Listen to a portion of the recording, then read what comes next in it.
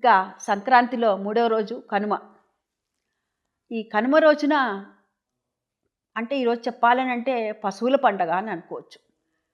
మనం ఏదైతే ఈ రైతన్నకి, అన్నదాతకి కుడిభుజంలా నిలిచేటటువంటి ఈ పశువులు ఏవైతే ఉంటాయో అవన్నీ కూడా సంవత్సరం అంతా కూడా కష్టపడతాయి కదా!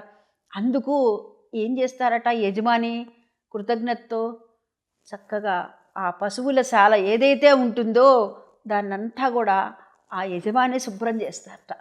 శుభ్రం చేసి చక్కగా అలంకరించి, ముగ్గులతో అలంకరించి, ఆ తర్వాత పశువుల్ని కూడా వారే స్వయంగా కడిగి వాటికంతా కొత్త బట్టలు కట్టి, తర్వాతనేమో వారి వారి శక్తానుసారము ఆ డెక్కలకి వాటికి కూడాను వెండివి చేయించేవారు వెండివి, వారి శక్తిని బట్టి చేయిస్తూ ఉంటారు.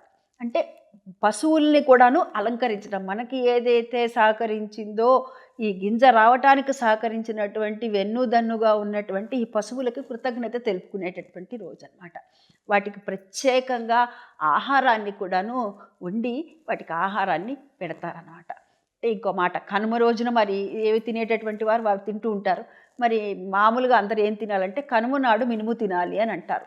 కనుమ నాడు గనక మినుము తినటం వల్ల మన శరీరంలో కూడాను పుష్టి అనేటటువంటిది పెరుగుతుంది. అందుకు ఈ కనుమ రోజున ఇక్కడ ఇవాళ మనం గమనిస్తే పిల్లలందరూ చక్కగా, పిల్లలేమండి పెద్దలు కూడా చక్కగా గాలిపటాలంతా ఎగరేసుకుంటూ ఉంటారు. కొందరు వారేవో పందాలు పెట్టుకుంటూ ఉంటారు, ఎడ్ల పందాలని, కోడి పందాలని. ఈ విధంగా మనం గమనిస్తూ ఉంటే కనుక గ్రామాల్లో బాగా ఎక్కువగా కనపడుతుంది ఈనాటికి కూడా.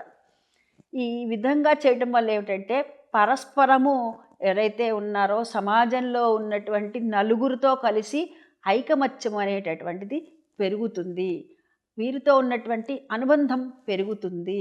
అందుకు గాను పెద్దలు ఇటువంటి ఏర్పాటు చేయటం జరిగింది. 3 రోజుల పాటు చక్కగా ఈ పండుగని చేసుకోండి అని చెప్పారనమాట. ఈ కనుమ రోజున ఈ విధంగా చేసుకోవాలి.